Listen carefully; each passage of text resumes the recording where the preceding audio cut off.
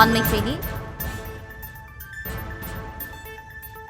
ரயிலில் ஆன்லைன் மூலம் டிக்கெட் பெறுபவர்களுக்கு மட்டும் விபத்து காப்பீடு வழங்கப்படுவது ஏன் என இந்திய ரயில்வேக்கு உச்சநீதிமன்றம் கேள்வி எழுப்பியிருக்கிறது. கூடுதல் விவரங்களோடு இணைகிறார் நம்முடைய செய்தியாளர் வெங்கட்ரமணன். வெங்கட்ரமணன், வணக்கம். விரிவான விவரங்கள்.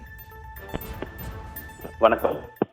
ரயிலில் ஆன்லைன் மூலமாக டிக்கெட் பெறுபவர்களுக்கு மட்டும் விபத்து காப்பீடு வழங்கப்படுவது ஏன் என உச்சநீதிமன்றம் தரமாரியாக கேள்விகளை எழுப்பியிருக்கிறது.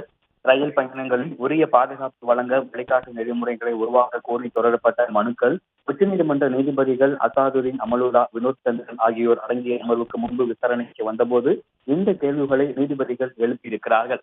அப்போது ரயில் விபத்துகளில் பயணிகள் சிக்கும் போது அவர்களுக்கு கிடைக்கும் காப்பீட்டு தொகை குறித்து நிறைய குழப்பங்கள் இருப்பதாக நீதிமன்றத்திற்கு உதவுவதற்காக நியமிக்கப்பட்டிருந்த வழக்கறிஞர் அறிக்கையை சமர்ப்பித்திருக்கிறார். அதனை ஆய்வு செய்த நீதிபதிகள் ஆன்லைன் மூலமாக டிக்கெட் பெறுபவர்களுக்கு மட்டும்தான் காப்பீடு தொகை என்பது கிடைக்கின்றது.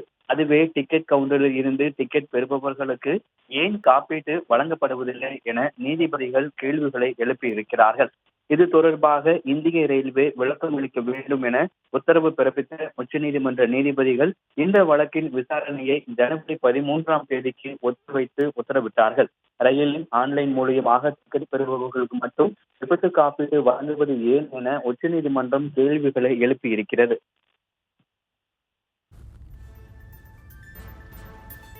விவரங்களை வழங்கியமைக்கு நன்றி வெங்கட்ரமணன்.